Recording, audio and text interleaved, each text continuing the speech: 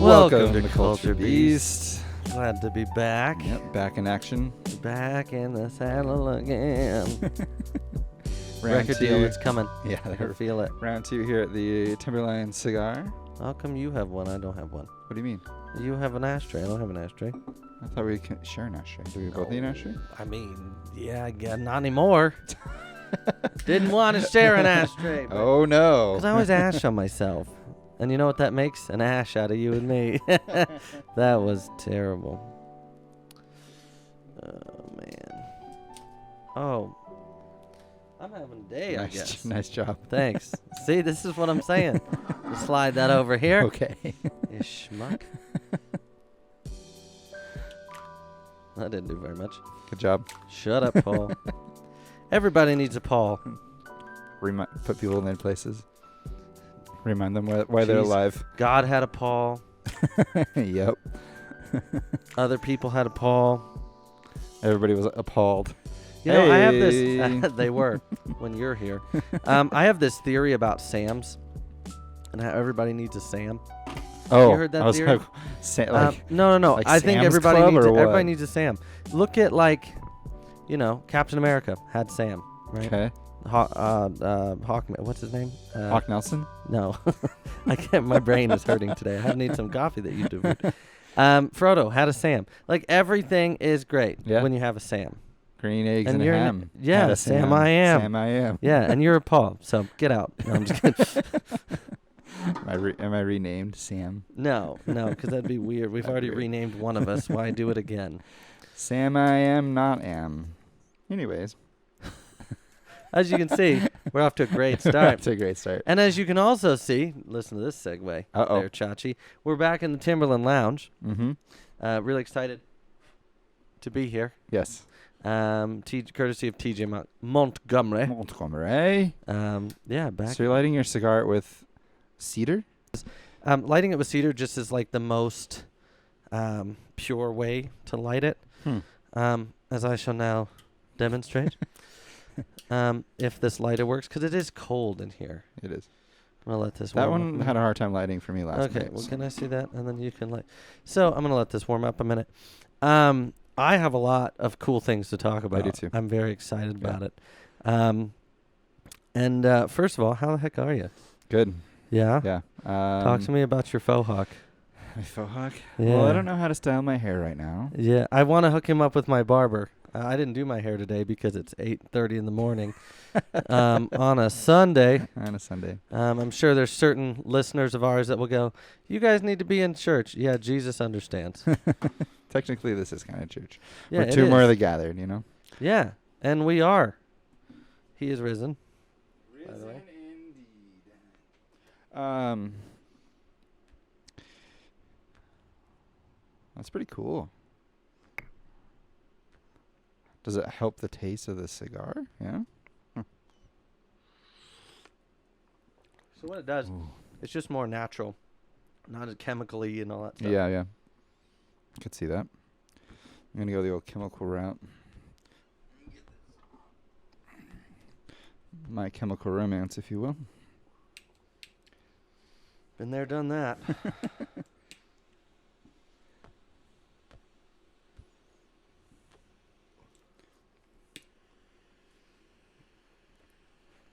A little ashy, but it works. And it's fun to do sometimes because it is.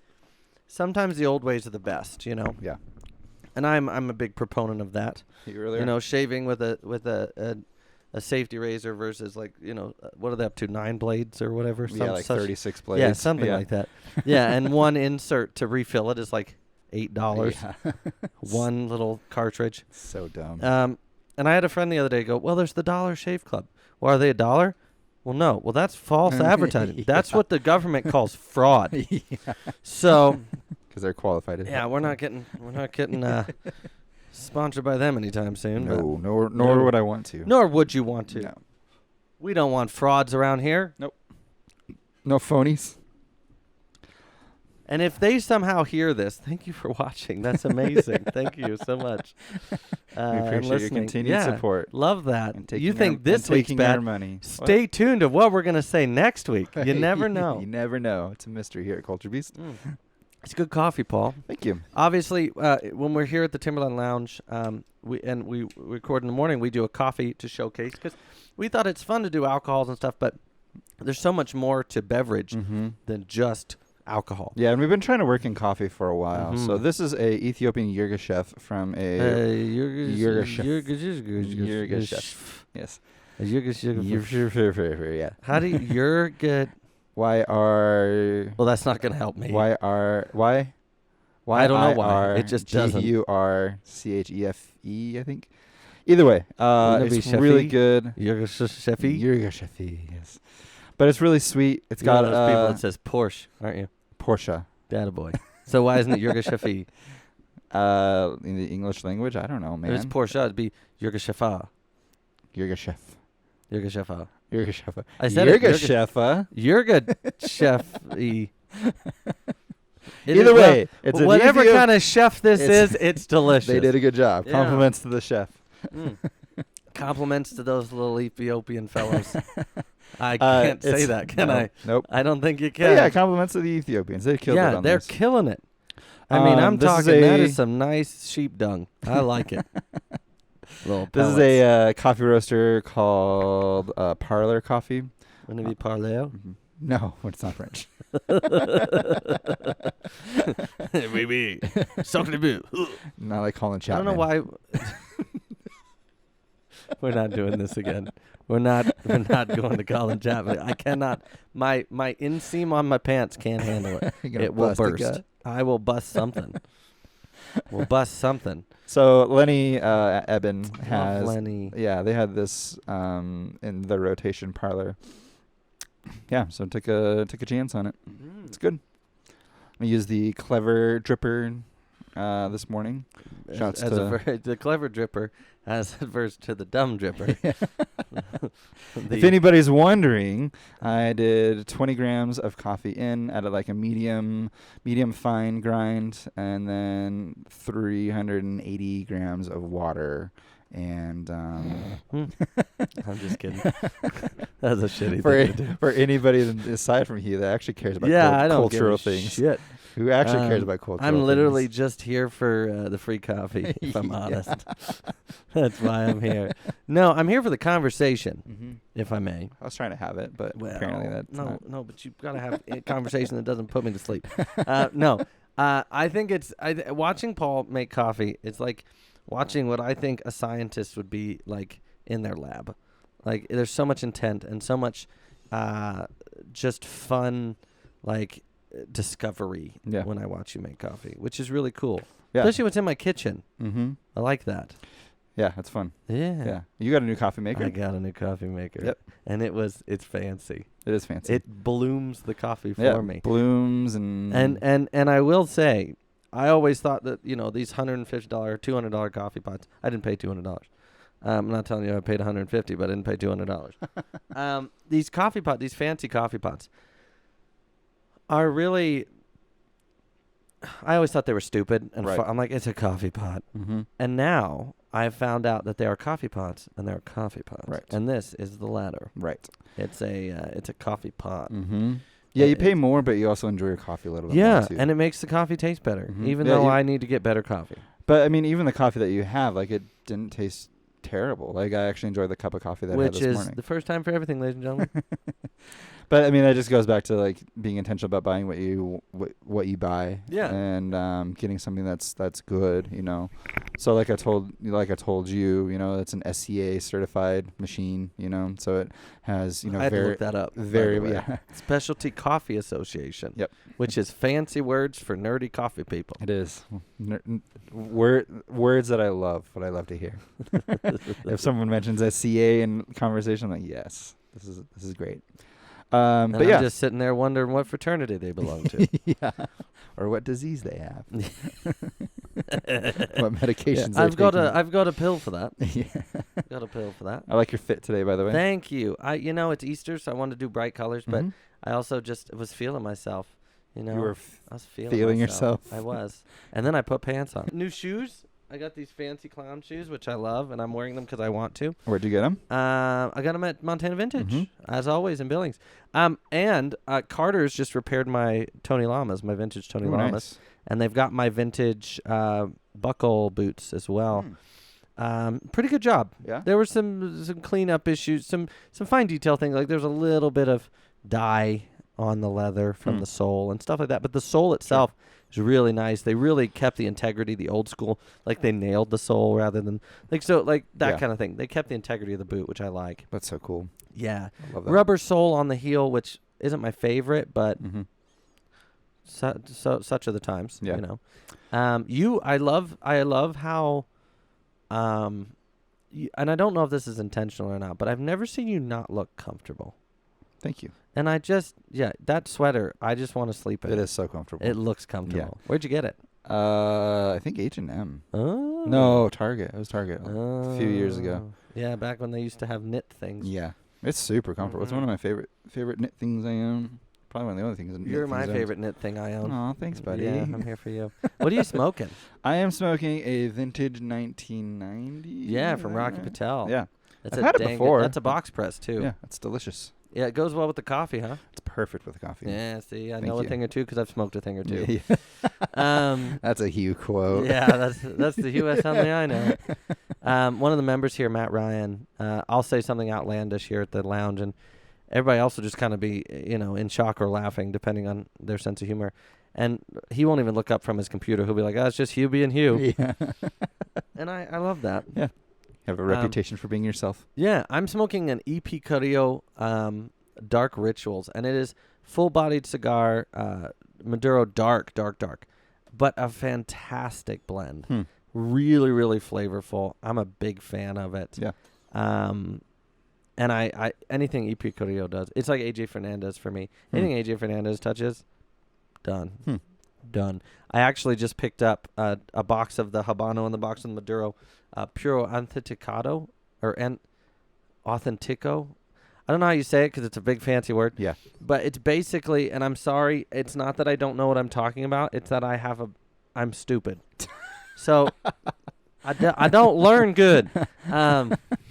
And I've offended most of my Southern family. But no, so AJ Fernandez started Man of War as their blender, and he had this like his blend that he released, and they're tiny, they're like Lanceros, and they're so good. Interesting. And I got a box of each because they're so good. Nice. One of the best cigars I've had in a long Cigar time. bid? And they're nice. Just Did you hear that? Did you hear that noise it did. that just happened? Like crack? I didn't see it. Look at it. Oh, wow. Yeah, so that's what happened. This is a learning moment. So what you can't see is my cigar. There was an audible pop, wasn't there? And my cigar just cracked, and now, as you can see, this is unraveling. Yeah. That is due to temperature change. Huh. So the cigar cooled down because the lounge is cooler, and then I lit it, and it got hot. That happens. So I'm going to smoke through it. It'll be okay. Yeah. I will deal. I've dealt with worse. But that was a good learning moment for cigars there. That's interesting. Yeah. It makes sense, I guess. Huh. Wild. Well, shall we jump in? Yeah, let's jump in. Let's jump in. What do you want to go first? Yeah, let's get back to some old school topics, huh? Ooh. Yeah. Are you going to surprise me with some good stuff? A few things, probably. Okay. I have a few old school topics to talk about. One of my favorite conversation topics. What are you listening to these days? Oh, I miss this topic. I'm going to pull up my Spotify because I don't want to butcher anything. Yeah, go ahead. And I'm going to rearrange because I was literally sitting about to fall over just because I got these. So I don't know if anybody can see this, but I'm sitting with my back firmly planted on this thing and my legs don't touch. My feet don't touch. That's cute. Yeah, that's why I wear long shoes. I can go. I have been on this weird like funk and like folk kick. Okay. The Staple Singers do a cover. I first heard them doing a cover of The Weight, like "Take a Load Off Bennett," or Fanny, sorry. And then also I posted this on my story a while ago. Sharon Jones, man. Sharon Jones got some funk. Okay? Really? Okay. Soul, Okay. and I love it. The other thing is Paul McCartney 3. collaboration album he released last year. Yep. I've just been going back through it, and Nice. I'm just really enjoying it. Yeah, it was a good album. And then the other one, I kind of, going back to old topics, I was going back to old bands, and I kind of fell upon the Wombats again. The Wombats? No yeah, way. dude. And I've just been jamming out to the Wombats. That's amazing. Yeah, love it's that. fun. Yeah. It's fun. Oh, and then the other band I've kind of fallen back to. I think it'd be fun to share like our playlist, like what we've been listening to lately. And then I've got Talking Heads as well. Oh, nice. And then kind of going back to that. So Life During good. Wartime, dude. I can't not dance when that comes on. Like, I can't help it. It's just such a good It is such a beat. good song. Yeah. It's you kind of have to dan it Shimmy a little bit. You know, it's fun. I encourage you all to go listen to that. Yeah. And dance in your kitchen. What I was going That's to what life's bring about. up, touch on, is I've been updating the Culture Beast radio playlist on Spotify. Ooh. See, and I forget that's there because Mhm. I'm a schmuck. I'm going to update it today. Yeah, it's got a 2 hours worth of music right now. So I want to, every time we talk about music on Culture Beast, I want to, Yeah, Put let's some be songs on there, intentional so, about that. yep. And I will put those songs on today. because it's a fun collaboration between your style and mine. Yes, you know? which are very, very different. They're very different, but it one makes is but it makes for one is good music and the other one's Paul's. what he means is better music. So Yeah, I do. Actually, no. My music taste has changed quite. Like, I would never have considered myself a fan of jazz hopper or lo-fi until I met you, and now I'm a big fan of both. Yeah, and that's a lot of what my music kind of. And sometimes we have to introduce the people to it, like last night. Yes, that was so That funny. was so funny. If this has lyrics, And they liked it. They did. Yeah. They didn't want to admit it. Nope. Those stuck in their way stuck people. So I've been updating that, which I wanted to touch on. I've been, for those of you that follow, I've been updating the iconic summer playlist, the winter. I love So the iconic summer. yeah, I haven't listened to it yet this year. I think I'm gonna wait for a couple more weeks until the snow melts. When the snow melted the first time and Yes. it got to like 60, I put it on when I played fours in. It was great. Yeah. But then it snowed again. I don't know if you guys can see outside. It snowed again. Got our April storm like we usually do. This one's a big one though. Like I don't remember the April storms being this big. Yeah, no, this one shut down some things. Like school in Billings was closed. Yeah, everything in Billings was Like closed. that's nuts. Yeah. Coke was closed. Pepsi was closed. Oh, I was like, Paul. No Coke that day. Yeah, I just don't think we should be talking about that. Yeah, probably not. But yeah, it locked up everything in Billings. Like we got sent Wow. home early from my job, and I like, remember that. We talked that day, I think. Yeah, so it was nice. It was nice to get some stuff done. So Yeah. let's see what else. What are you listening to? I've been kind Beside- of back you've been working on into those, a little bit of a pop punk phase at the moment. Oh, wow. Like, who we talking? Chief State, Real Friends. I know Real Friends. Yeah. They're releasing a couple singles right now, which has been really fun. And the cool thing about Real Friends is they're actually real friends. Yeah, You know, like they're I actually- mean, I don't know if the name suggests that or anything, but Yeah, but they're actually like friends, you I know. So understand. it's pretty cool. What else? There's been I found this. It's kind of like I don't know how I'd describe it. It's kind of like an very heavy indie okay. music. Let me pull up my Spotify real quick. It's I don't know how to. I think indie is probably the best way to describe it. But let's see here. Playlists, and you can find it if anybody's listening. If anybody's If anybody's listening, People do listen, Yes. Paul. For those that are listening, I should say. Yes. Positivity. Jesus. Wept. All right. Starting to show off with a great feeling. Now I just want to go cry in a ditch. Oh my gosh. Yeah. So I titled the playlist "Indie," which is appropriate. How original. Yes. Okay. So I have bands like Prawn, Brave Bird, I'm Glad It's You, Dry Jacket, You Blew It, They're I There. did not. More Prawn, Pianos Become the Teeth, Everyone Everywhere, Oliver Houston. Sleepin' is a fantastic band. I love Really? Sleepin'. Yep. These are some weird fucking names, bud. Somos, Hot Mulligan. Hot Mulligan. Yeah. That's if I ever had like a racing name or a superhero name, it'd be Hot Mulligan. Hot Mulligan. Oh yeah. Steamy pile of mulligan. Yeah. I'll Get Out. There's a band called... You don't have to. There's a band called The World is a Beautiful Place and I'm No Longer Afraid to Die. Well, that was positively pessimistic. Band called Now Now. Do you ever think that maybe that was like just a typo and they accidentally copied and pasted like too many of them? Probably And most of they're those bands are that way. Yeah, and then they're like, oh, well, now that's what's on the paperwork. It's just good. It's good, fun, uplifting kind of music. A lot of Telecasters. It's just good. It's good music. Telecasters? Yeah, like the like guitar. The guitar? Mm-hmm. Yeah. Yep. I like a good Telecaster. Mm-hmm. Like a good Strat, too, Yep. if I'm honest. So it's a lot of that sort of music. It's really fun. Cool. Yeah, it's really fun. That's fancy. It is very fancy. I just listen to, nobodies like Paul McCartney and the Whoever heard of Wombats. them? Yeah. Hate to tell you, a lot of people. I still go back to that day when Kanye did the song and then the halftime show with Paul McCartney and everybody's like, it's so nice seeing him give unknown artists a chance. And I'm like, maybe you should preface that with it's Sir Paul McCartney. Yeah. Like They did the same thing with Missy Elliott. Yeah. Yeah, they're like, yeah, Missy Elliott is like, that's my shit, dude. I love Missy They're like, Elliott. oh, this Missy Elliott girl's going to blow up. Yeah, shit. Yeah, again. For For like the 5th time. that music video with like the really wide lens and like her in like that big like puffy jacket. I love it, dude. That was such yeah, a good video. and see, this new generation has no idea about Junkos and puffy jackets and Heelys. Mm-hmm. I mean, come on. Yeah. Yeah. If you didn't Silk have the shoes. original Charizard, you're just not cool. Yeah, you're just not cool. You're No. uneducated. I remember the day I got a Game Boy Advance. Did you?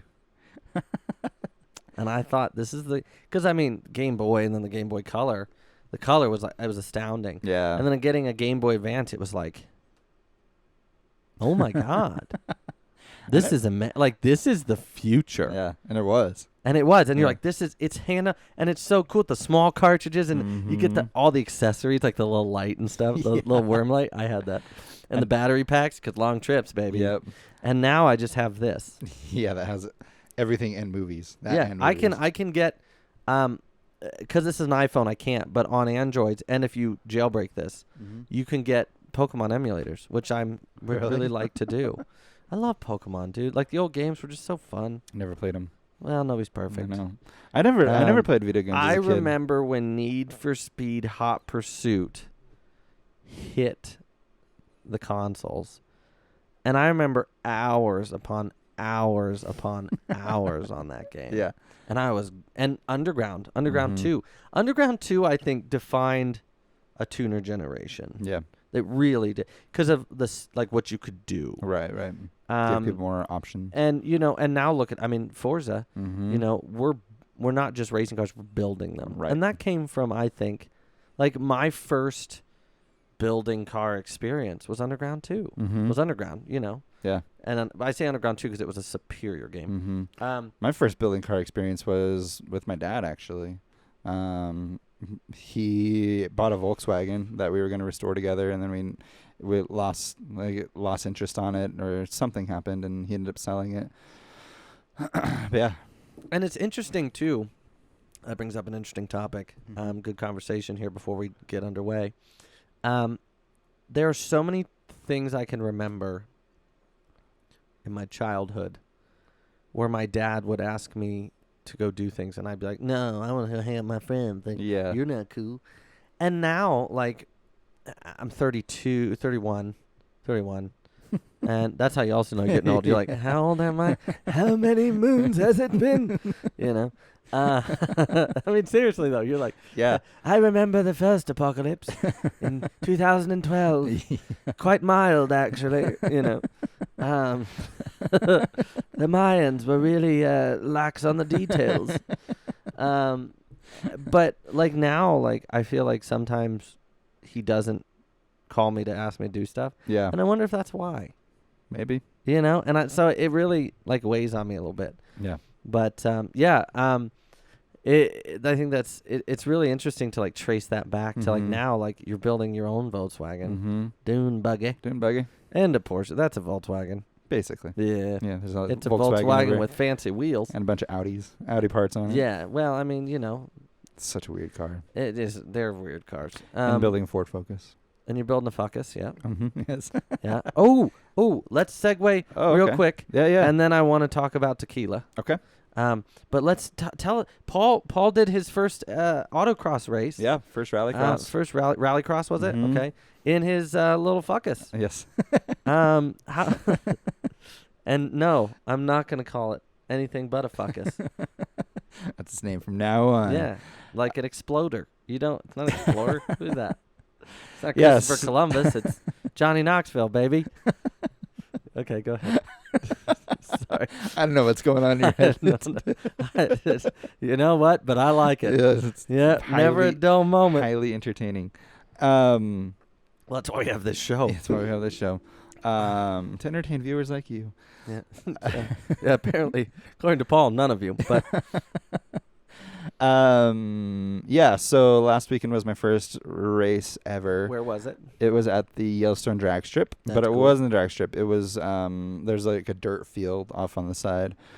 Hence rallycross. Yeah, but you say drag strip and whatever. So it was cool. It was something that I've been wanting to do for a long time. I purposely sought out a car for it last fall. You did. It's quite a good choice, I think, too. Thank you. I think so, too. Yeah, it was cool. Cause the Focus has a long history in rally and WRC and stuff. So. Exactly, yeah. Colin McRae did really well in it. Carlos Science did really well in it, you know.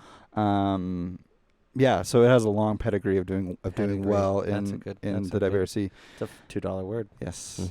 Because I think I've talked about it on the show before, but when I was looking for a car, like I needed something that was inexpensive, that was made for a long period of time, so there's a lot of parts available for it, and something that I can go to the junkyard and pull whatever I want, right? But that also has a support modifications behind it as well. Because my first choice was going to be a Yaris, because I like the Yaris and it's done well, but there's not a lot of parts available for them. No, because they don't break. Right. And there's not a lot of people. Don't put them in junkyards. There's not a lot of people that race them, so there's not a lot of aftermarket parts available for them. So I can't progress. Well, they're probably for the newer ones. There now is. Right. But from Thanks, GR. Thanks, GR. But there's so that's just where the Focus made sense. Yeah. No, it actually was a solid choice. And a lot of people there thought the same thing. They're like, this is actually a really good platform. Like I didn't even think about building a Focus. That's really cool. And it's nice to hear that validation. It is. So how'd you do?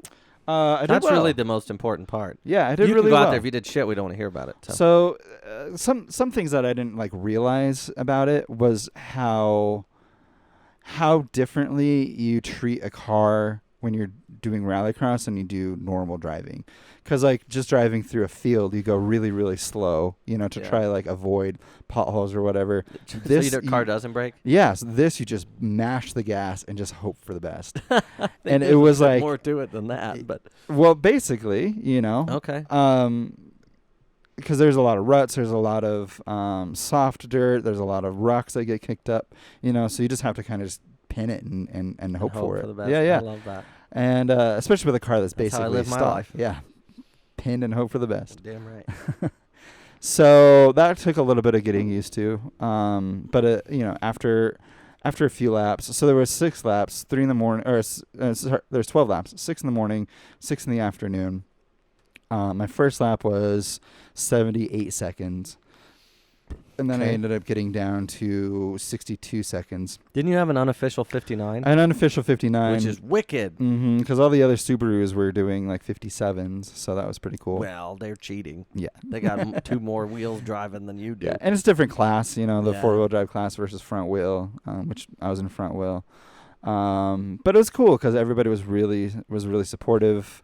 They were really impressed that I had never done that before, and I was, doing well. That's the other cool thing is when you can go out there never doing it before, never done it before, never doing it before, and have people who've been doing it go, you did good. Yeah. That's validation. That's cool. Yeah, it was nice to hear because, I've never driven a car that hard before. Yeah. I've literally, aside from driving on dirt roads fast, Yeah. I've never put a car through that much of a beating, and it just took it. Like the Focus just absolutely took it. I'm excited to see what's next for that. I am too. Because just after that event, like there's already so many things that I can do, and that's what I wanted to aim towards is driving it stock, understanding how it performs, and then making the changes as I progress. Yeah. But it's cool because I've studied rally footage. I've studied. Yeah, you did. I mean, you did this right, I think. Yeah. So I studied rally footage, and I've studied kind of how drivers drive, and so my cornering was really, really slow.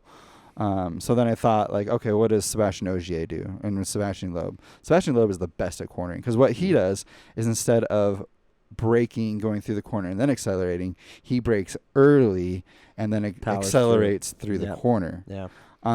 So and that also depends on the car you have too, if that's the best idea. But the thing I like about Loeb is he just full send all the time. There's no quit.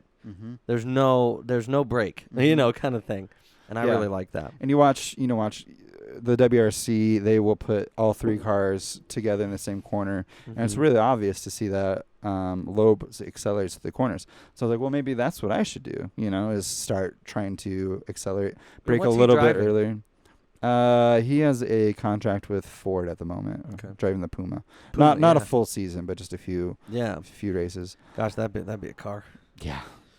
So so it was really cool to kind of put that knowledge that I'd had in the past and like work it into actual real life application and see it work, because once I started doing that, my times improved. So yeah, it's pretty cool. And that it sounds like you did it right. You're supposed to think on your feet and and do it that way. Yeah, I analyzed my laps and kind of thought like, hey, where am I at watching other people, That's cool. Yeah, it was so fun. It was so much fun. I know you had a blast. You told me. I mean, it was eye-opening too, which is cool. Well, that's really cool. Culture Beast had its first race with Paul Aspen. Yes. I love that. Yeah, it was really fun. So I took a little bit of video, which I'll probably post up. Not a lot. That's a good way to track your laps too, is have a dash cam. Yeah. I want to get some like actual tracking gear so I can understand like how fast I was going, and telemetry stuff. So I don't even know where to start with that. But well, congratulations. Thank you. Getting through your first event, not breaking the car.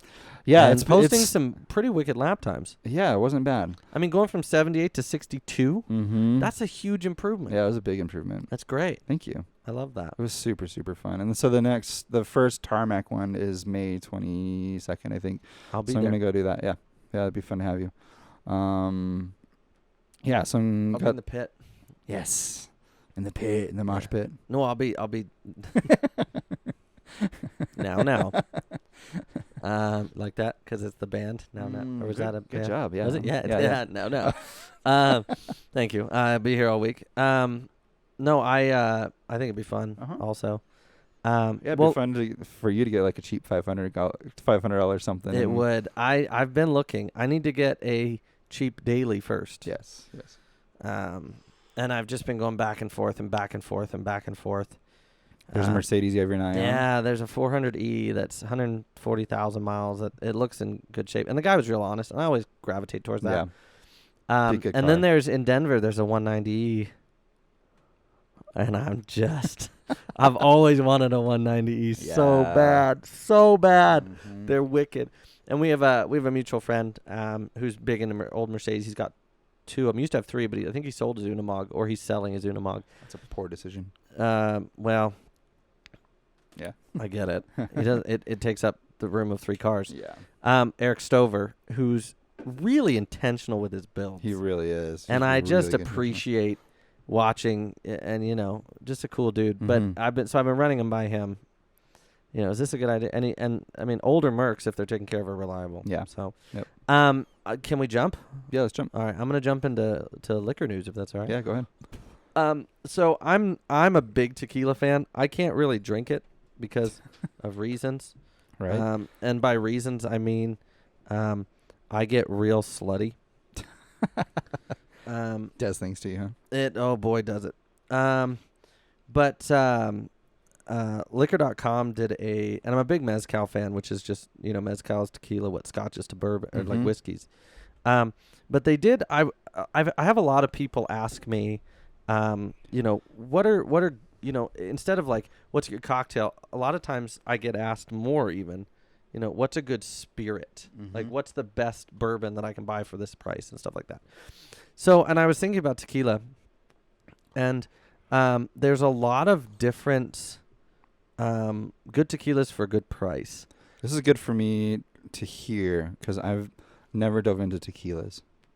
I've never taken a look at them. Well, and summer's coming, and Yeah. tequila is in the summer, dude. Chilled tequila is just great. I love sipping on an añejo. Man, the Jim Gimlets we had last Yeah. time. Oh my goodness. Yeah, so I know you made one good. the other day. Yeah, I made a It was very- couple since then. They're Yeah, delicious. I love that. Might be my new favorite summer drink. Well, look what I did for Mr. Paul I know. Aspen. Okay, so there's a list on liquor.com, the most versatile, whether you're drinking it neat or chilled or on the rocks or in a cocktail. I need glasses, what I need. Corralio, their Reposado. You can buy it online for $20. It's really, really good. It's made in Mexico. Tasting notes, honey, peppercorn, and oak. And that's just it. Tequila, good tequila, if you treat it like wine or bourbon or coffee, you can really get a lot of good notes. Really, really good. Really smooth, delicious. The best value, they have a Pueblo Viejo Blanco. If you're going to go with a Blanco for the price, I like Altos. Okay. But this is, $16 to $20 from Jalisco, Mexico.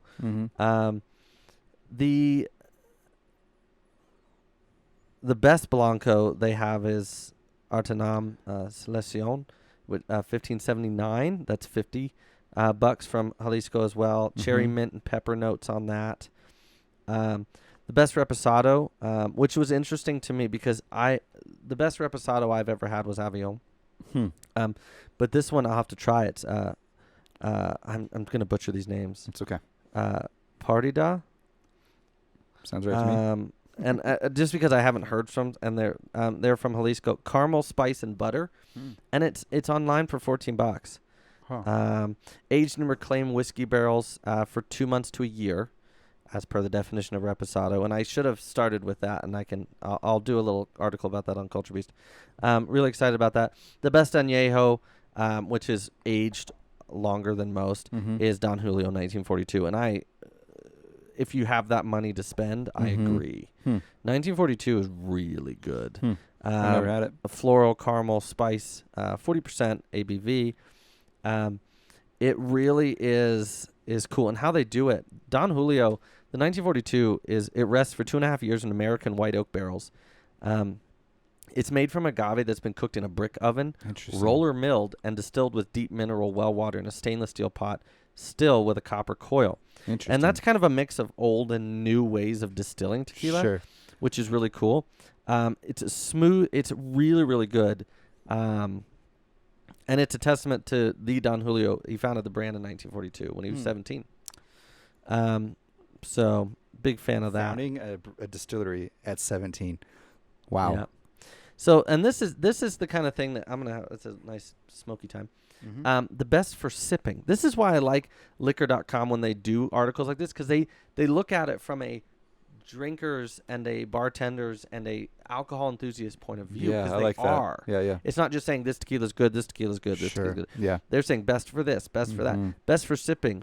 El Tesoro Añejo. So it's an añejo. Jalisco, Mexico. Citrus spice and brown butter. And I like how they say this. Like any fine spirit served neat, a good sipping tequila should be smooth, velvety, and non-abrasive. Yeah. So I love that. Yeah. And it's 2 to 3 years of aging in American oak ex-bourbon barrels. So it's a, and I like that. It said, so it's not as flush with caramel or vanilla as certain añejos that receive a more heavy-handed aging treatment. So it's really really good. And what I like about El Tesoro is that I don't need to chill it. I don't need to. Right. I don't need to ice it. I don't need to put a lime in there. It Interesting. really holds its own, and I really really like that. For our margarita drinkers, like my mother has turned into, Casa Dragones Blanco, $78 online. Jalisco herbaceous green peppercorn and anise, really really good, really really good in margaritas because it adds this like herbaceousness and this like almost like a grassy crispiness that's just really earthy, and green peppercorn, fennel seed, cardamom, anise seed. And the other thing I really like about it is it's almost like refreshing in a way that is interesting. Yeah. So big fan of that. And then one of my favorite cocktails I like to make is like a Paloma spicy margarita, Paloma picante, things like that. Spicy margarita? Yeah. What goes into that? So you usually have a simple aged or infused with peppers, or you have a pepper muddled into it or whatever, like a habanero or a jalapeno. Interesting. And so, but this one is actually the best because it's Prospero Blanco, and it's pine, lavender, and vanilla. Wow. Notes. It's from Jalisco. Wow, pine, lavender, balanced, and so the mixologist at a speakeasy in California in Corona Del Mar calls it balanced with a silky mouthfeel that complements cocktails, especially those with a bit of heat. Interesting. So she likes to serve this with fresh muddled serrano chilies and a house-made hibiscus tea. Ooh. Which would be good. Yeah, that sounds delicious. So I just wanted to touch on, because it is coming, I wanted to touch on that a little bit because it is kind of that season where I like to, like, what I do is I'll fry up, I'll do a nice salad and pan sear some fish with just some salt, pepper, and like lemon. Right. And I'll sip tequila with it. And I love it. Fresh fish has to be the kicker. Yeah. But it really is one of my favorite things. Yeah. It sounds amazing. And I really want to figure out tequilas. Like, that sounds incredible. Well, as I always tell people, yourself and our listeners and my bar, customers included, smoke and drink everything you can get your hands on. Mm-hmm. And the reason we do that is because you're not going to like all of it. You're going to waste, you're going to feel like you wasted some money. Right. But you didn't. What it's doing is you're educating your palate on what notes you like and what you don't, but also what those notes are. Mm-hmm.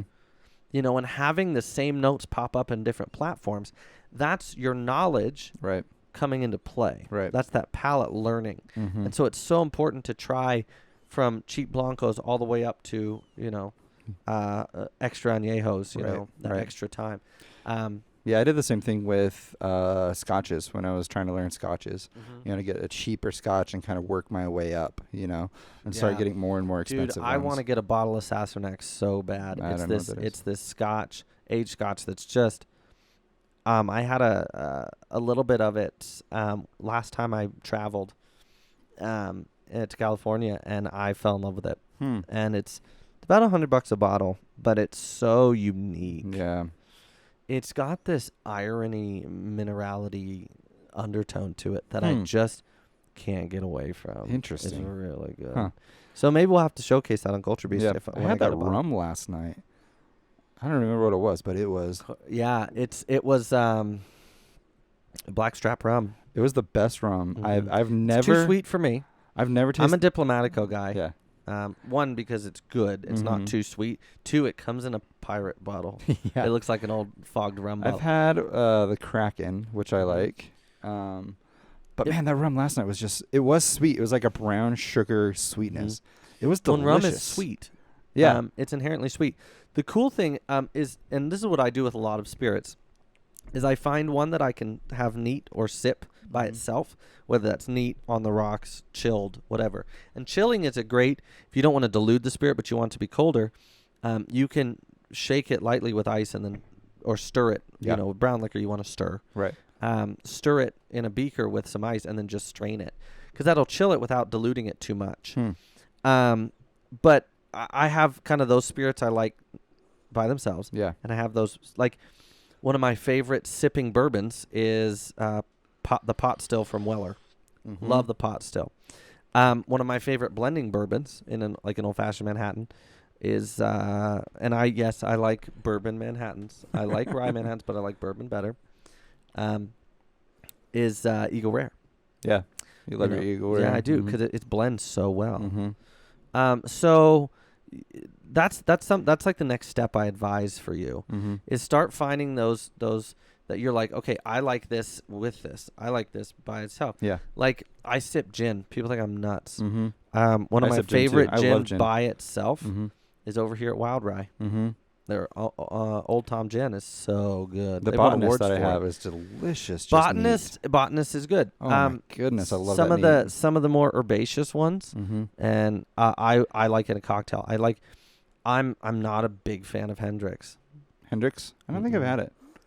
If I'm gonna do a botanical gin, I'm doing Roku. Mm-hmm. That Roku is so good. Really good. But I'm not gonna sip that by itself. Right. I'm just not. Yeah. So that's the next thing with rum and tequila, I think, and those are great summer drinks. Yeah.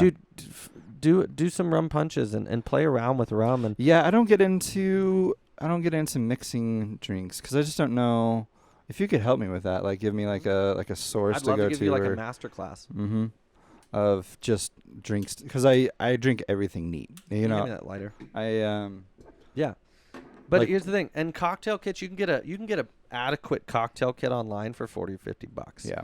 It's not going to be, the heavyweight of certain like Death and Co. Sure. But the basic things that you'll need are there, and I can teach you how to use it. I can teach you why you don't stir brown liquor or why you don't shake brown liquors. Why why you're doing if something has citrus in it, you need to shake it. Oh, interesting. Like I can teach you all that, and maybe we'll film it. Yeah, that'd be great. A little master class. Yeah, maybe I can teach you about coffee ratios and.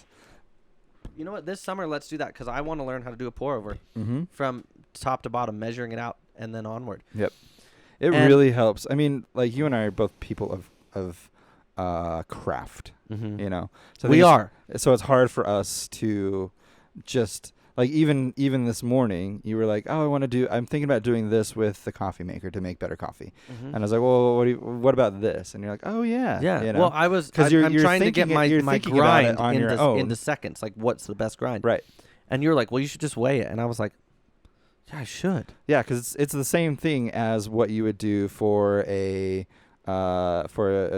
mixed drink. You want to weigh out how much you're putting in, so you get a consistent drink every time. It's not weighing; it's more count. Right. But yeah, you have to be very precise. In my last job, I used a jigger, which is the measuring cup. Yep. And people are like, oh, you've been doing this for so long. Like, don't you free pour? Yeah, I can. But and I do at my house. But when I'm making a cocktail, for in a bar type setting, I want it to be consistent every time. So like when I own a bar, when I own a cigar bar or whatever, we're going to use jiggers. I don't care if you have 20 years experience. Right. Because I want it to be consistent every time, because everybody's count pour is a little different. Yep. Because it's however you say it. Yep. And same with weighing and timing coffee, Yep. And it can go off the slightest inconsistency. Like if you're pouring, 1, 2, 3, 4, and you don't dash it to where that air bubble goes in and it stops it. Right. If you just go 1, 2, 3, 4, you've got 4.2. Right. Or seconds, or 4.4 seconds instead of 4. Right. You know what I mean? Right. So, and that can make with a strong, like a Manhattan where it's 2-3 ingredients, and that strength of that rye, if you're doing a rye Manhattan, is, it can make all the difference. Right. Same with extra 0.02 ounces of coffee, I'm sure. Makes all the difference. Yeah, if you have more water, less coffee. Yeah. It makes a huge difference. Like this coffee, I did a pour over. Every new coffee that I get, I do just a pour over by hand, just kind of like see where it is, see where the grind setting should be.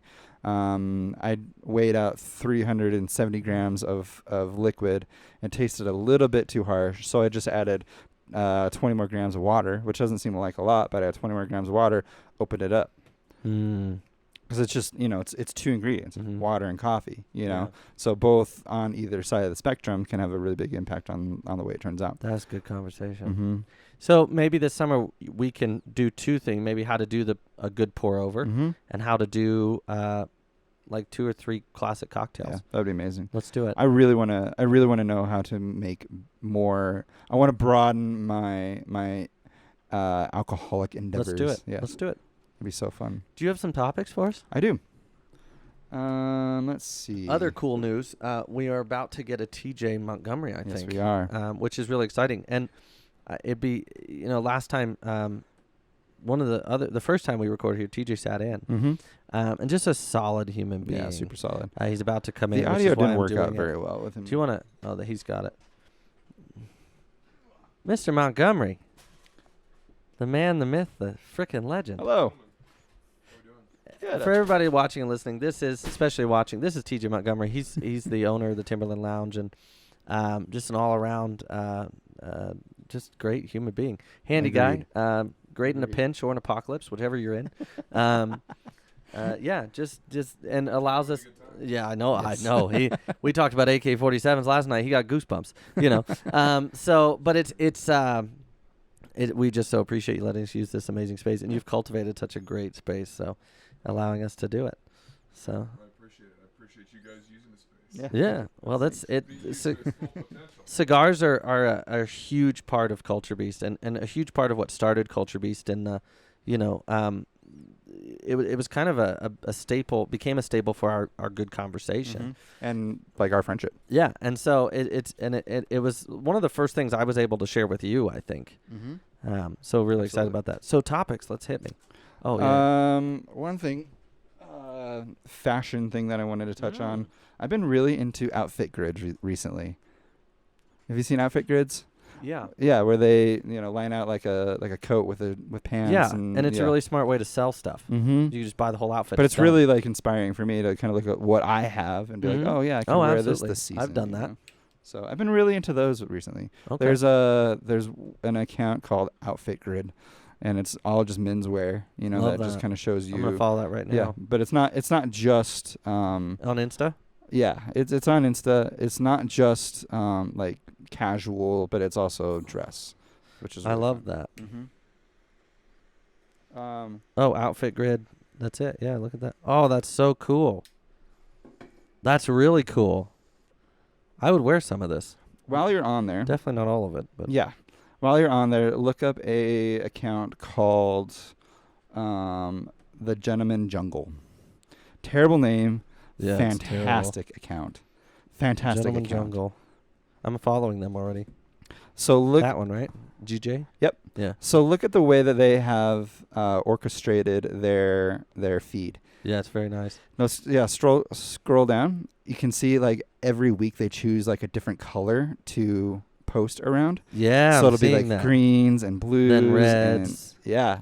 It's just curated Yellows, really, umbre- really yeah, well. That's really well done. Mm-hmm. We have a friend, April Sky, Mm-hmm. who literally if you look at her Instagram, it has to be like that. It's gradient. It's very, Uh-huh. and some people like that. And I think that's really well done. Yeah, it's really cool. I really enjoy it a lot. There's another account that I started following called Architecture Digest. Bless you. Thank you. It's a really hard, but it's car architecture.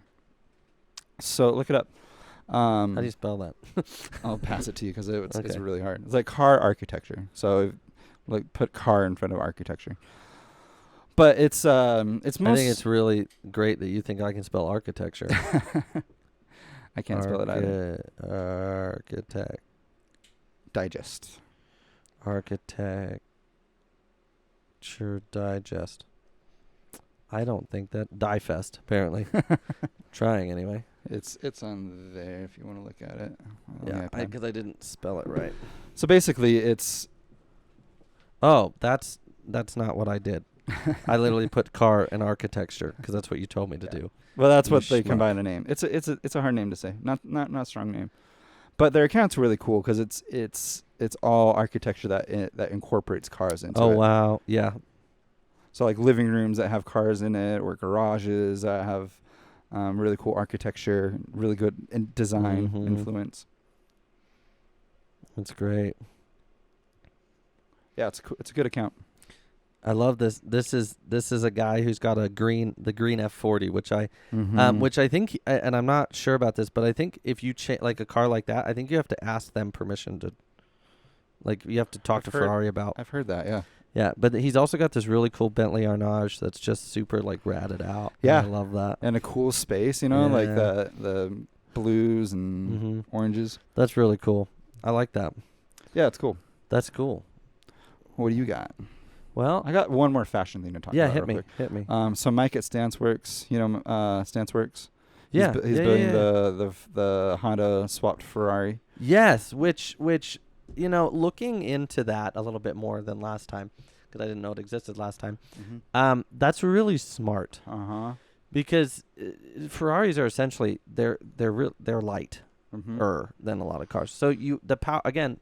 I heart power to weight over power, just horsepower, And he is always saying, like this is a slow car. Like I'm doing this car a favor. Yeah. By putting a better motor into it. And that's such a good body style. I like the older Ferraris, man. It was a 308. I appreciate Mike from a perspective that he just is going to build what he's going to build, and other people are just going to have to deal with it. Dude, I want to put an SI motor in that Mini yes, bad. That'd be amazing. That would be. I'd kill myself. Yes. I'd kill myself. Yeah, and other people around you. Yeah, yeah. I would definitely take a few poor souls with me. But he just dropped a limited edition line of clothing. Oh wow! Some shirts, some banners, some hats, which is cool. Really cool. Yeah, we should get a few to support the build. He had a really cool lineup like 7-8 years ago, and then he just hasn't done anything since. I have one of the hats from then. That StanceWorks hat, the StanceWorks hat that I wear. Yeah, you wore it yesterday. Yeah, it's a cool design. Yeah, StanceWorks is cool, dude. Like, he does so a really cool job. Yeah, with everything he's so he intentional about his builds. He is, and everything he puts out is just great. And then our friend John Ludwig put out some clothing as well. So John is, he is the epitome right now of moving to a new place and thriving. He's just thriving. Yeah, I'm glad he took that move to Tennessee. Yeah, and I think it's to be very centrally located on the Eastern Seaboard is going to be great for him. Absolutely. Yeah, I love that. And we still need to get him on here. Yes. I have some controversial things, something to talk about. Okay. And TJ, I'm going to have to ask you to politely decline from talking about it because this is going to light him up. Because TJ, like Paul and myself, are very opinionated. And like myself, more so than Paul, he gets excited like I do. I'm just kidding. You can totally chime in if you want. So it's not, it's definitely out there, and it's definitely big news, and people are aware of it. The Elon Musk bought, not controlling, but a lot of stock in Twitter 9%. to be controlling what? 9%. Yeah. And which in Twitter, that's 9% is a lot. He can't have 10, but he can have 1. Yeah. And he has now said that he's going to seek to a hostile takeover, to buy it and to privatize it. Right. Which a lot of things to talk about on that, but I'm not going to touch on that right now. So this is the reason I bring this up, and this article's on BBC, the U.S. and Canada section, which it's weird, but for American news, I kind of gravitate more towards BBC because they don't have a stake in America. Right. And so, like, it's more objective. It's a bit more objective. They're still syndicated. They're state-run, British Broadcasting Company, but it's not, they don't have such an invested interest in, say, that CNN or Fox does. Right. Or MSNBC or whichever one you watch. But Twitter has kind of fired back. And they did something in the business world, and this is business news, and this is why I wanted to bring it up, because it's a very interesting take on this. So Elon Musk made an offer of $43 billion to buy it, which, you'd think, oh, that's a lot of money. It is a lot of money, but they have kind of armed itself, and they did this a day after, which is impressive that a board can do something that fast. They've adopted what is known as a limited duration shareholders rights plan. In the business world, that's what they call a poison pill. And what this means is the move will prevent anyone from having more than a 15% stake in the company. Right. which means in a way, it's a very like Hail Mary last minute deal. Yeah. It's and in the business world, it has been coined a nuclear option, and it's a last line of defense. But the company, the board of Twitter made it clear that they don't feel like it's a high enough value for the company. But and Elon Musk said he's not willing to negotiate a higher price. Right. It's an interesting move on their part. It will expire on April 14th of next year, so it buys them a year to see what they can do about getting him out. But the craziest thing about it is, and this is why I wanted to bring this up, a culture piece prediction here. If he is able to privatize Twitter, okay, reinstalling, free speech, if you will, on the platform, which I think is a good idea. Honestly, I do too. Because it's a God-given right. And from what I understand, like that's what Twitter started out to be, Mm-hmm. As a platform for everybody to share. Well, ideas. everything's so polarizing and political now. They didn't have, they have to weigh in. But what other companies are gonna do this? Privatize? Well, think about it. If Elon Musk, who is now the richest man in the world, buys Twitter for $43 billion, privatizes it, what's stopping other men who have the means to privatize other like Amazon? Sure. Yeah. Facebook, eBay, YouTube. Right. What if they are able to do that? And two, if they do, let's say, they install free speech or what have you, reinstalls free speech and that kind of thing, that's an upside. Yes. But what is that going to do to the markets? Yeah. That's what I'm interested to see. If he's able to pull this off, which is, again, it's a nuclear option. It's not a done deal. Right. It's their Hail Mary. It's they're sitting on the button. He can still do it. I'm interested to see the trend of this. Yeah, what it could lead to. Like a couple, last year, we talked about companies, we talked about the XKSS when Jag built all new ones, but they were original. You know what I mean? But they built new ones because those 8 were lost in that fire. Right. And a lot of companies have kind of taken that, Aston Martin does it now. And, there's other companies that have taken that up. Right. Will we see a privatization of Fortune 500 companies be the new business fad? Yeah, it could be. I mean, I worked for Shields, and they're a private company. They're not public. And they do really, really well. They pay off their stores in a year. And And they're not small stores. No. The one that they built in Billings was... It was the biggest one at that time. $10 million or something like that. At that time, it was the biggest one, yeah, I think, ever. Yeah, and they paid it off in a year.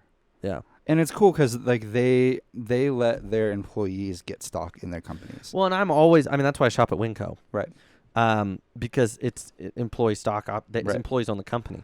And I think you see these companies that are private that care more about their work environment, and about their company than public companies. Absolutely. So, I absolutely. And I've never been on Twitter. I've never downloaded Twitter. I don't care about Twitter. I made an account years ago. I don't.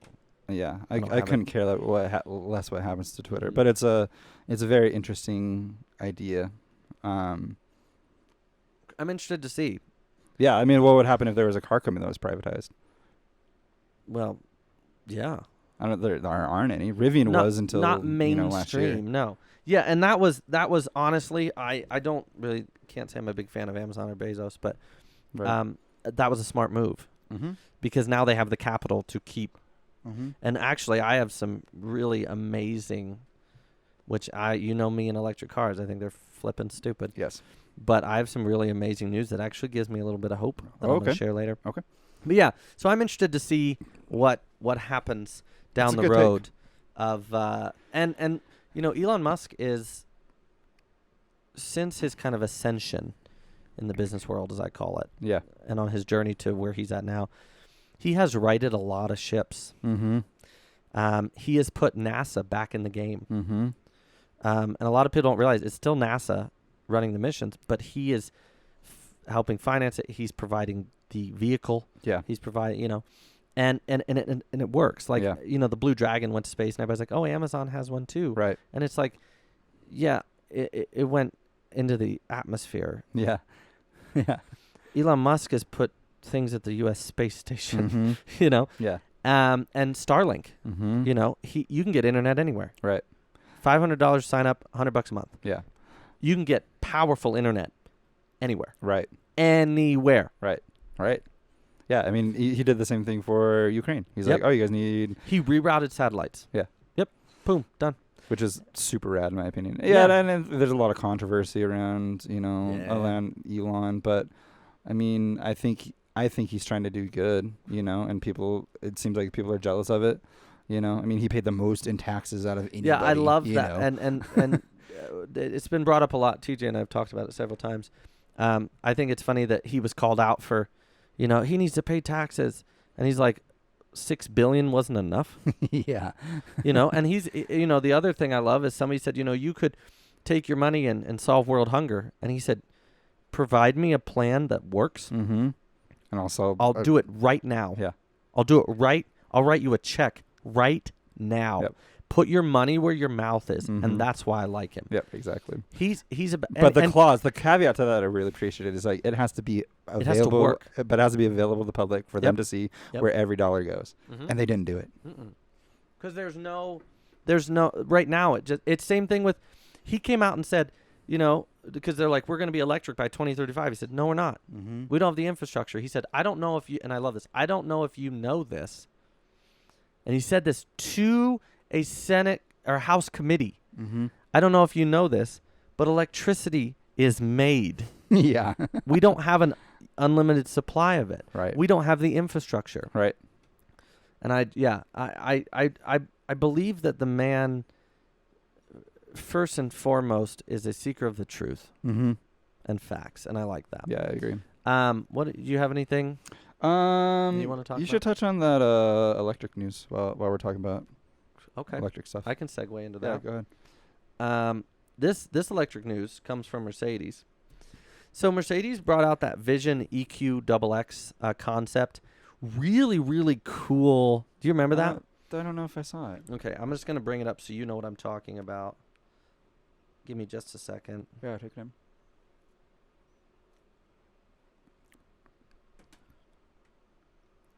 When it first came out, I thought it's the first electric car that I really thought it's beautiful. And it's what I would want an electric car to look like. Right. Which I think is also the thing, is I want an electric car to look like this because, I want, hang on just a second. No, stop. I don't.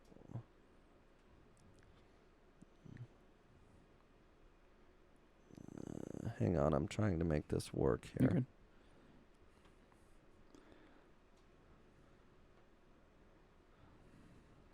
It's a new tablet, so I'm getting used to Yeah. it. That thing folds out, yeah? Yeah, but I'm just trying to get the picture. Here we go. So I think it's absolutely stunning. Oh, yeah, that's beautiful. Looks Yeah. like a speedster in the back. Yeah, it has really that long kind of rear end. Yeah, yeah. That's gorgeous. It's stunning. It's 4-door, but it's beautiful. Yeah, Right? it is. So Looks big. it is. It's a full size saloon. Would that be like the AMG category then? No, it's Mercedes. It's not Mercedes AMG. And so Mercedes, as we all know, likes to put their money where their mouth is. Mm-hmm. That is one company that will be like, we'll do it. And so quietly they've been testing this car Interesting. on the road. And it's a concept Quietly, still. pun intended. Yeah, what? Yeah, EV.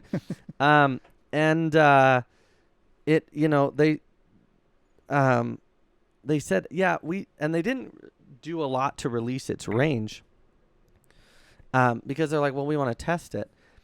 It just did a trip on a single charge How many miles do you think it did? 600. 626. Wow. And not at and here's the thing, upon arrival it still had 86 miles of indicated range. Wow. Yeah. Mercedes, and here's why I think the reason it's so sleek. Mercedes claims a drag coefficient of 0.17. It's about the drag coefficient of a fish. A guppy. Yeah, and so it was on public roads, complete with traffic, mountain, and unrestricted Autobahn sections where the car hit 87 miles an hour with record low consumption. They said that the EQXX consumed 8.7 kilowatt per 100 kilometer, which is roughly half that of a Model S. Wow. Yeah.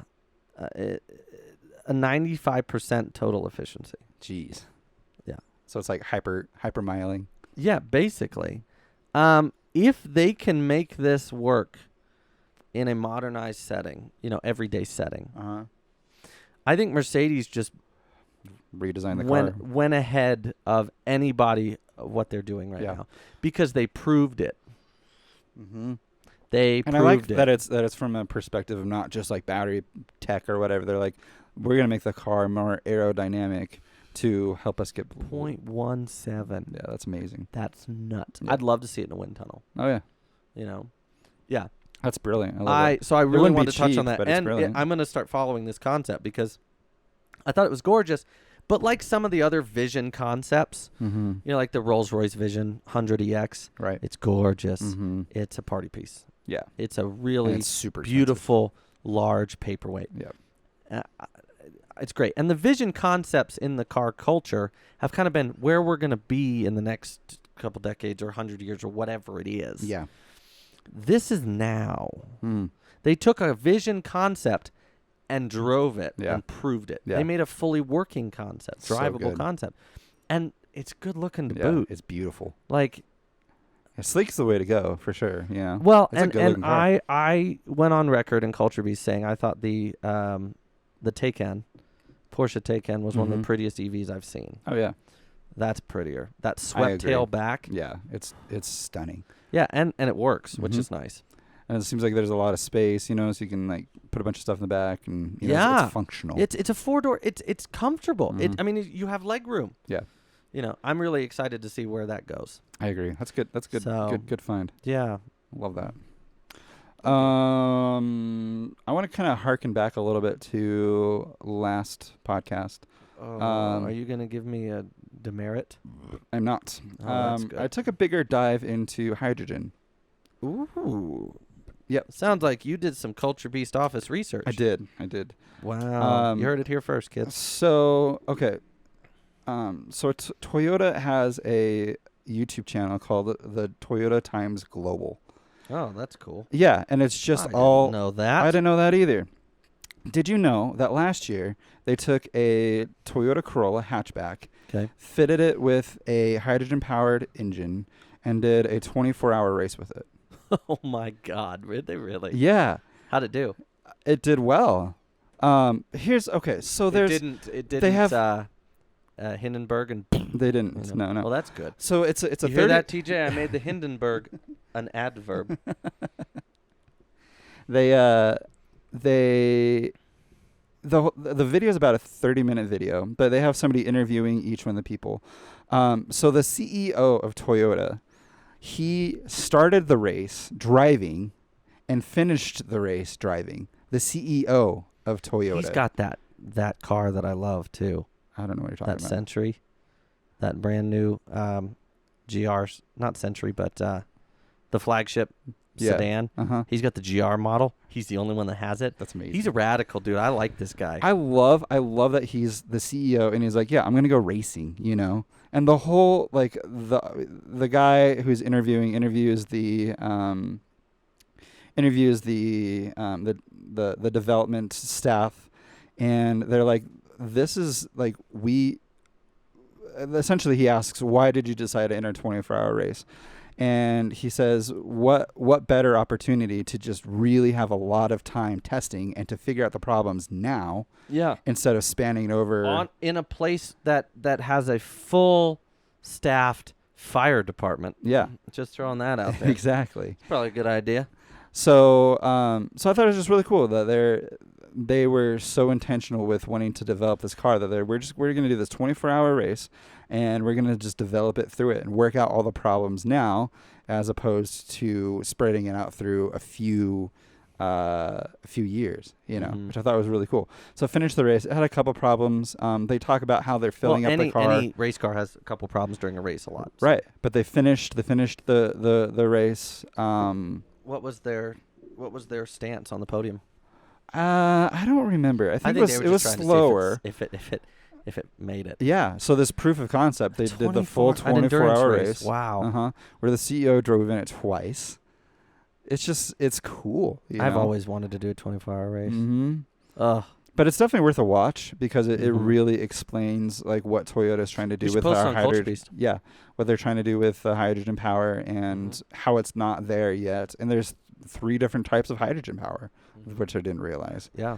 And then engineering explained, did a really good explanation on hydrogen, why it can't work right now, and what it would take for it to work. That's important. Mm-hmm. That's cool. I'm interested. Post that on the page, please. I will.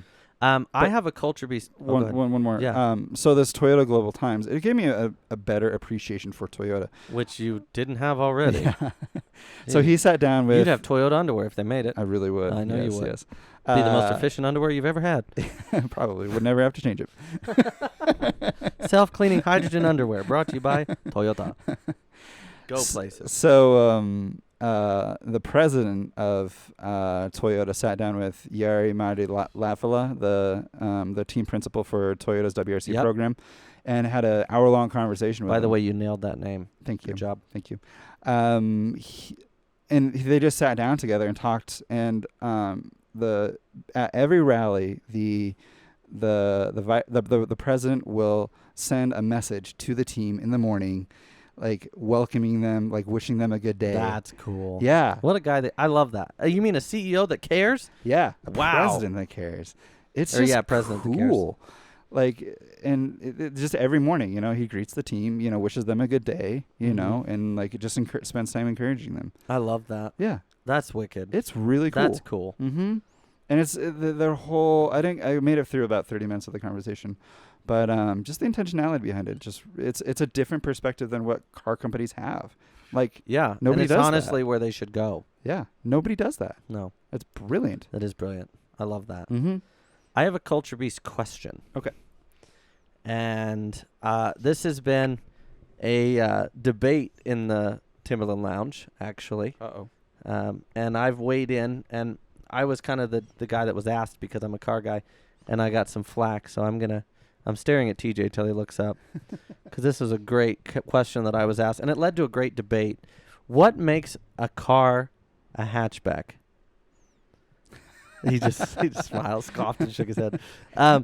What makes a car a hatchback, and what are the qualifications? The hatchback, crossover, like what does that mean? Mm-hmm. So I Googled it. Okay. A hatchback is a car with a cargo access door, a.k.a. a hatch, on the rear of the vehicle. The hatch is typically a liftgate with hinges on the top, so it is simple to open and pass cargo through. A hatchback is related to a station wagon, although standards vary by country. So I said, well, what qualifies a car as a hatchback? Naturally. A hatchback is a car body configuration with a rear door that swings upwards to provide access to a cargo area. So, TJ, those ones that swing sideways aren't hatchbacks. Haha. Hatchbacks may feature fold-down second-row seating where the interior can be reconfigured to prioritize passenger or cargo volume. Hatchbacks may feature a 2 or 3 box design. So then I said, well, what's the difference between a hatchback and an SUV? In the crowded automotive market, there are 10 basic types of vehicles. Sedans and hatchbacks both fall into the category of passenger cars. Vehicles that are neither a truck, a minivan, or an SUV. So, what I've decided, and then I asked, well, what is the difference between a hatchback and an SUV? Because that was brought up as well. Right. Hatchbacks are smaller than SUVs and usually hold 4 to 5 passengers. Benefits of hatchbacks include fuel efficiency. So Interesting. TJ brought up an interesting point. Well, what about those small SUVs? Are they hatchbacks? Mm-hmm. By Google's definition, yes. By definition, yes. Interesting. So it's not, is this a crossover SUV or a hatchback? We've been looking at it wrong, and this is why I wanted to bring this up, and I'm glad that you're here for this. We're looking at it wrong. An SUV, a sedan, all that stuff is a type of car. A hatchback is a, what's the word I'm trying to find? Is a feature on said car or sedan or hatchback or SUV. So a hatch refers to the lift gate in the back. And that, ladies and gentlemen, and I'm admitting this on air, I was wrong. There we go. So a hatch, go ahead. So what that means that if an individual sees a car that has a hatchback and the hatch on the back is the most prominent feature that stands out to that individual, he could be correct in calling that a hatchback regardless of which vehicle it is. Basically, Yeah. in a fundamental sense, yes. So what I understand from it is that a hatch is a feature, not It's a characteristic of the car, Right. not the car itself. However, hot hatchbacks or hatchbacks is kind of, it's not what I would call a technical term. It's more a commercial or proper term to describe a certain type of small car or SUV that has a hatch. Yeah. So when you say, oh, that Subaru's a hatchback, it is because it has a hatch. It is technically considered a passenger car. Mm-hmm. Okay. So take the one of my favorite hot hatches, the Golf GTI. Okay, you can get it in a 3-door or 5-door. That is a passenger car that has a hatch. Therefore, it can be coined a hatchback. See, Yeah. I wanted, because after that conversation with here in the lounge with TJ, I wanted to know if I was right. Because I don't, believe it or not, contrary to popular belief, you heard it here first, I actually don't like talking out of my ass. After Taco Bell, sometimes it happens, but that's okay. The point is I wanted to do the research. So the Subaru, let's say the Outback, because that's what we talked about, because it's bigger now, is a passenger car that has a hatch in the back. Therefore, it could be called a hatchback, or a wagon is another term. So those are just descriptive coin terms, not actually what it is. Does that make sense?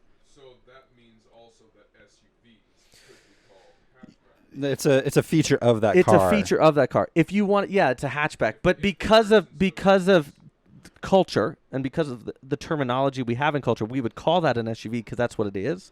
But all SUVs, most of them have a hatch. It'd be similar to like a truck isn't called a tailgate, Yeah. right? Does that make sense? It has a tailgate. Yeah. Yeah. And I have learned recently via my friends from other countries that a pickup truck and a truck are two different things. Obviously, we call it a truck here because it's a truck. Yeah. But it's technically classified as a pickup truck. Interesting. And pickup trucks are classified by the weight. Huh. Half ton, 3/4 ton, 1 ton, things like that. Interesting. It's interesting that we rarely ever use the word truck Mm-hmm. for stuff and things, Mm-hmm. right? The first time I actually heard that word used that way was listening to the classic book and much more, Huckleberry Finn. Yeah. Mhm. Yeah. This, and such truck. Yeah. And so pickup truck, obviously. Yeah. Bed in the back. To Exactly. Pick up stuff. So and if you take that same mentality, a van, is used to shuttle. It's you can go down a whole different, but like if you take that hatchback, like technically a 911, obviously it's the engine bay, not the, but it's technically a hatch. Coupe, right? It's technically a hatch though. It has that Yeah. lift gate. Sure. The Audi A5 or S5 that Sean has a technical, because a hatch, according to Google, is described as a lift gate that has 2 hinges that lifts up vertical. So, and that's what his is. So his is technically a passenger car that has a hatchback. But because it has the profile of a sedan, we would call that a sedan. It's a sports sedan, or in the other countries, sports saloon. Does that make sense? So we solved a big world problem. And here. there's your hatchback hour. Yeah, there's your hatchback hour. Okay, so I just wanted to touch on that. So go ahead, Good. Paul. I like it. Yeah, I was curious. No, that's much appreciated. And TJ and I were really having we had a heck of a conversation about it. So We're going to have to wrap up pretty soon because I'm at 6% better on this. okay, well, I'm going to touch on 2 things and then you can touch and we'll go. Yep. Real quick, Noble has the M500, the new car they're building, Oh, okay. has finally arrived with a twin turbo V6 and a gated manual. Twin turbo V6. Yeah, and it's man. gorgeous. Ooh, yeah, that is gorgeous. Well, now here, hang on. Hey, don't hate on the twin turbo V6 I'm hating on it. because everybody's doing it. That doesn't mean I can't hate on No, I'm a snarling, fire-breathing V8 and V12 guy. You don't tell Mhm. me. But I'm just saying, I mean, might I grow on said me. this It might grow on me. this on the podcast. If Mercedes can make that 4-cylinder, 400 horsepower sound good Mhm. and perform good, I'll buy it. I won't like it at first, but I'll buy it. Yep. And then the other piece of news I have, and I'm sorry I'm going fast here. No, you're good. You Um, can take your time. I'm just letting That's you know actually where what we're I have. That's what I got. Okay. Yeah. Last thing I wanted to talk about was Toyota is giving the Supra a manual transmission. I heard about that. Mm-hmm. Mm-hmm. And I will say one nice thing about Toyota in this instance is I've never seen them not be able to admit they're wrong. Yeah. The Supra should have been offered as a manual with a optional automatic flappy Uh-huh. paddle gearbox, Mm-hmm. not the other way around. It Mhm. shouldn't have taken 2 years to get a manual. Exactly. I've That is- said my piece. And that just harkens back to what I was saying, that Toyota is better when they make cars alone than when they do with somebody else. That's very true. That's very true. Because with the GR Corolla, you can only get a manual transmission. There As it is should no be. option for an automatic. Mhm. And we're seeing the resurgence of these, like Noble and Gordon Murray. You know, they're all getting manuals Yeah. because these are companies that are built by automotive enthusiasts. Mhm. So, Culture Beast prediction here: we just need to let the automotive enthusiasts run the car scene. Yeah, and that's what we talked about early in Culture Beast. You know, is that we think that there's going to be a resurgence of proper manual gearboxes, And it's happening. and it's happening. And there's been a couple car manufacturers that have held on. Mm-hmm. Porsche, we will always offer a manual Mhm. transmission. Go suck a fat one. Yes. There are car companies that, weirdly enough, didn't. Oh, look at that Blackwing. Ooh. Ugh. See, I remember I called you Mhm. that day? Mm-hmm. I'm telling you what, that Cadillac CT5V Blackwing, Gorgeous. that's one of the prettiest cars out of GM in a long time. Agreed. Absolutely. Anyway, then there's car companies that kept a manual when you're like, why did you? In the Honda Accord. Mm-hmm. And you're like, okay. Yeah. But then you have companies that I think, like, no offense, and this is controversial for Mhm. me and for those of you who know me and have followed us on this journey, Lamborghini and Ferrari should not be. Interesting. It's too much power. Okay. And I'm sorry, but having ridden and driven newer these, I got to ride in a 458. I got to drive the 458, and I got to ride in a Huracan. It shifts so fast and Yeah. so seamlessly and so smoothly. Mm-hmm. If it ain't broke, don't fix it. Right. But I'd love the option to get a manual in the Vantage, Mhm. and I think in the V12 Vantage that should be a thing. Yeah. But I think that we just need to be smart about it. But I do agree that a manual should be an option. Also, these new, these like the new Corolla Mm-hmm. and the Yaris and the Z. There needs to be that option because that's a car that enthusiasts are going to buy. Yeah. And either you put a manual in it or I will. Mm-hmm. And I think that's one of the few benefits of social media is that every time they release a car, everybody Everybody gets an opinion now. The public lets Weighs them in. know. Yep, Mhm. exactly. And it is, if you read through the comment section, it is entirely, Mhm. why are you not doing this? Yeah. That's what we want. And Toyota, again, I've said this last podcast, I'll say it again. They do a better job than most of Mhm. listening. They do. Because it sounds like they have a president that cares. Yeah. Yeah. So it's pretty cool. Yeah. One thing that I would like to do a Culture Beast prediction about. I love Culture Beast predictions. I think Smell hot and bothered car under the scarf. manufacturers. Yeah.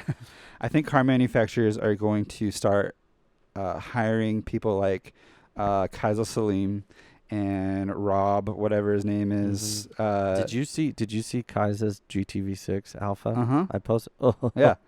I think car companies would be smart to start hiring graphic design artists like them to start designing their cars. And they Need for Speed Heat. He did the Polestar 1 on that, and they built one. Yeah. And it's gorgeous. Yep.